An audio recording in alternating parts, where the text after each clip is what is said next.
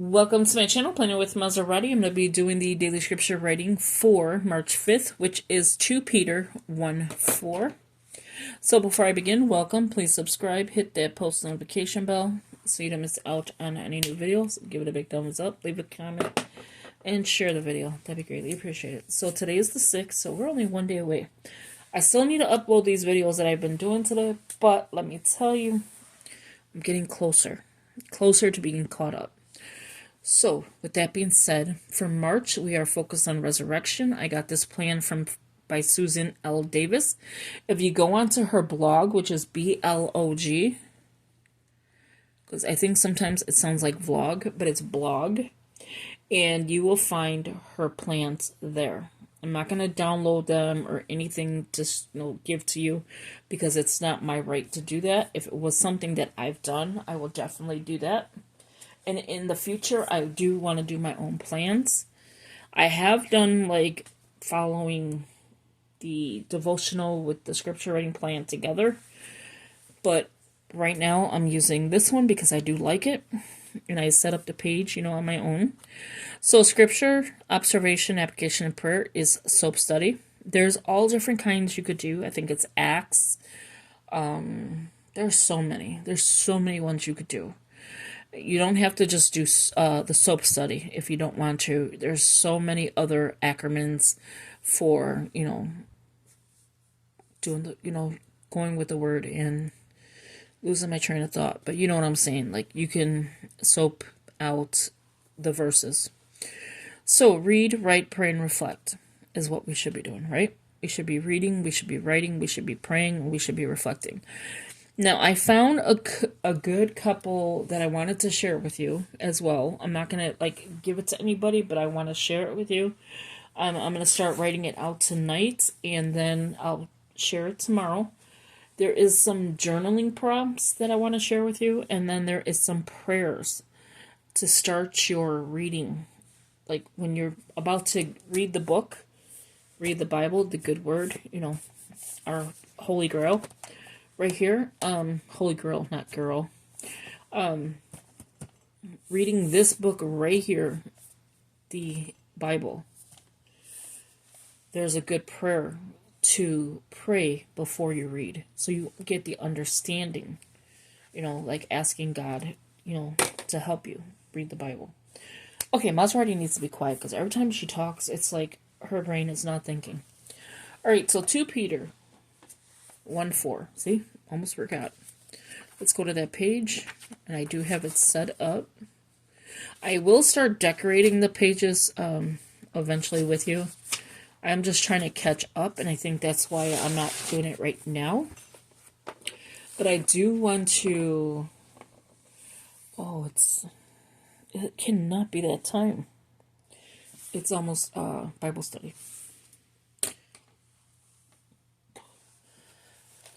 The pastor I grew up going to the same church. He took over when I think I was a teenager. When I was younger, it was Pastor Mark, I believe. There was one before him, and then there was Pastor Mark, and then there was another person, and then the one that's on right now. He's supposed to be on at 6:30. I think he's just saying he's going on or something. But yeah. So I listened to his sermons on Wednesday.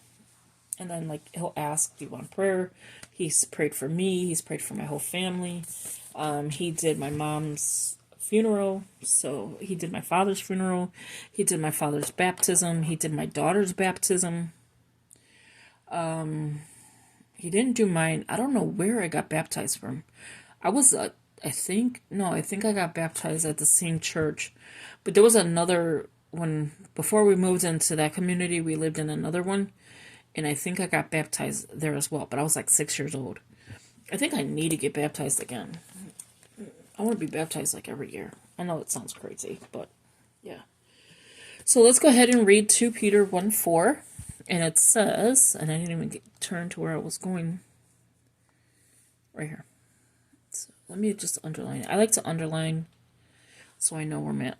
Even though it's not going to make any sense if I ever come back.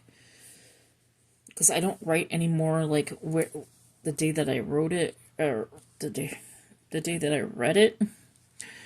Okay, so it says, through these he has given us his very great and precious promises. I love that.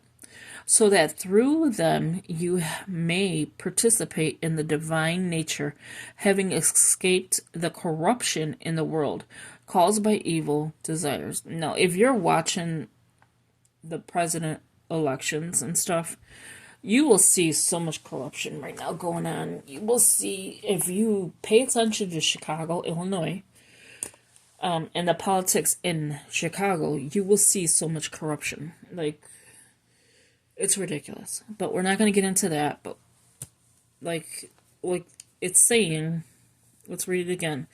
Through these he has given us his very great and precious promises, so that through them you may participate in the divine nature, having escaped the corruption in the world caused by evil desires. And that is the truth. Like, that's 100% true right there.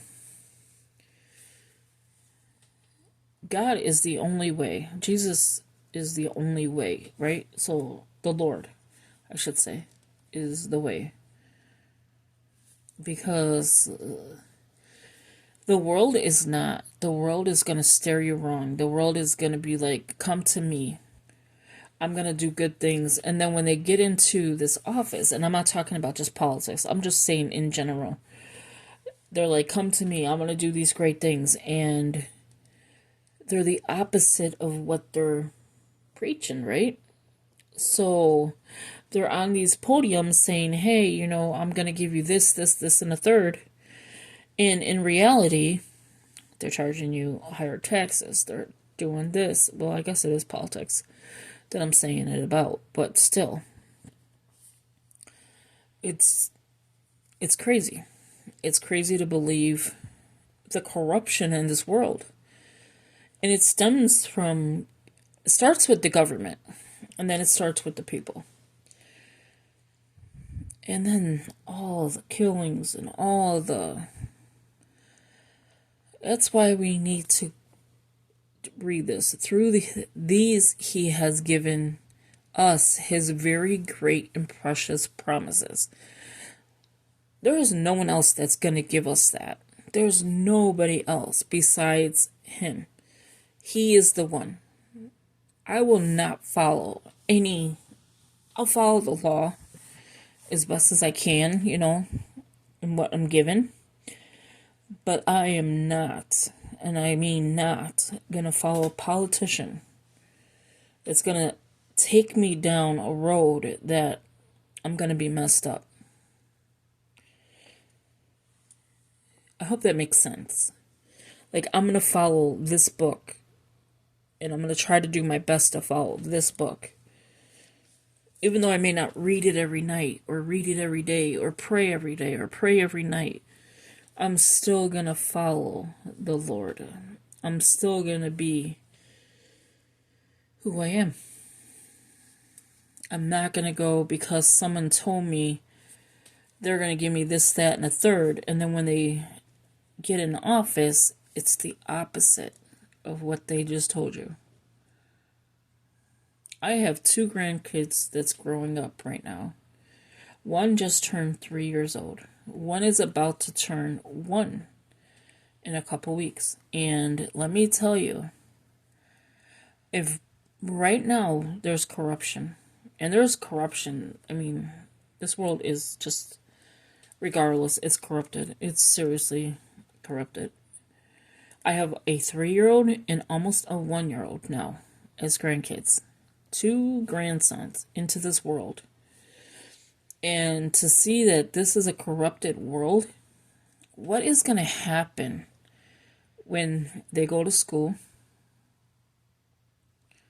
Okay, when they go to college, we're hoping, you know, that they'll go to college and, you know, make something of their life. And you want the best for them. And this world is corrupted. Like, it's evil. There's so many evil things going on. I hate to think that, like, to think like my grandson's gonna be in this world if I'm not here to teach him, and their grandfather's not here to teach him, or his, God forbid, anything happened to his mother. I mean, yeah, they have a father, they have, that side of the family, but still, like, you think about it, these are babies. And my 3-year-old, to me, is still a baby. And to think what can happen in this world when they get older, because it's not getting better.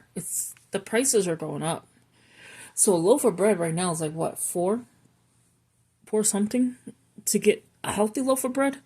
I was looking into it today, yesterday, and to do paleo or keto, one of the two, to like lose the weight and not eat carbs or low carbs, the tortillas to make a wrap was $6, and a mini was $5.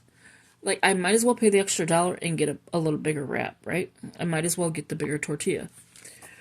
But just to think of the prices right now. When I was younger, bread was a quarter. Not a name brand, but it was a quarter. Prices do go up, of course. But just to think of the corruption of the gas right now. The corruption, because there was a refinery or something went on fire or something in Illinois. We're paying for it.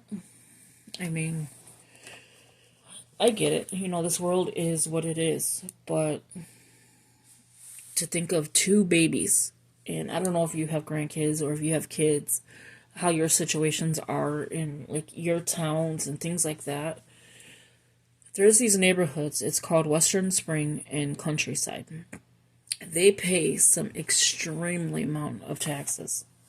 Extremely amount. These houses are beautiful. Beautiful.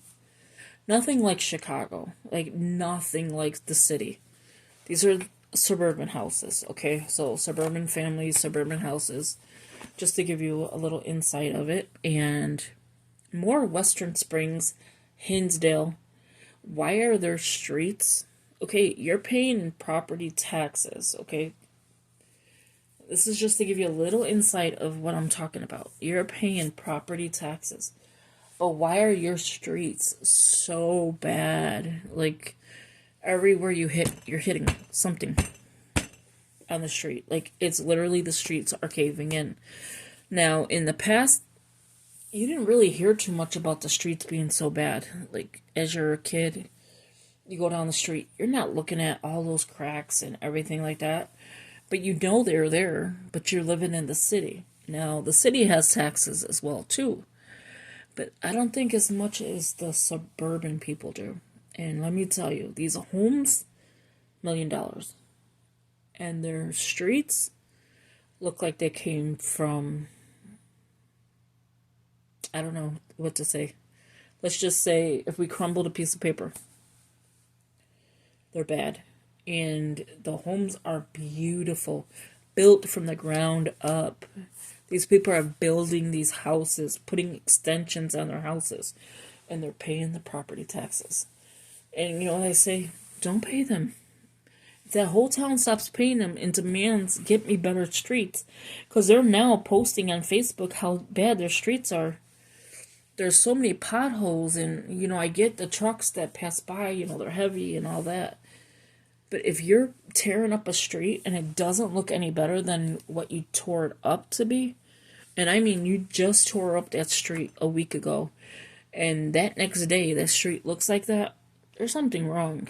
You're not doing something right, or you're using some bad product. I don't know, but I don't know. That was my little rant for today. It's not really a rant, but you know what I'm saying. Like, it's just the corruption. And to hear of Illinois and their corruption, I can tell you stories of people that put their name onto work that they never did the work, but they got paid for it in the city. And the management had to pay that money back because they were lying. They were lying, saying this company did work for them, And they never did, and they split the money. It's so much corruption in Illinois. It was so much. But I'm going to stop talking because, this is not that video, but it threw me for a loop. Corruption. I want to look up that word. I want to escape the corruption in the world caused by evil desires. And I want to do this. I want to participate in the divine nature of God's promises.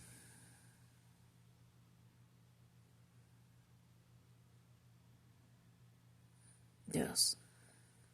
So thank you for watching. I hope you enjoyed this video. Sorry I'm preaching. And I will talk to you in the next one. I gotta go see what this pastor is doing, if he's doing it now or at 6:30. So I'll talk to you later. Have a good one. Bye-bye.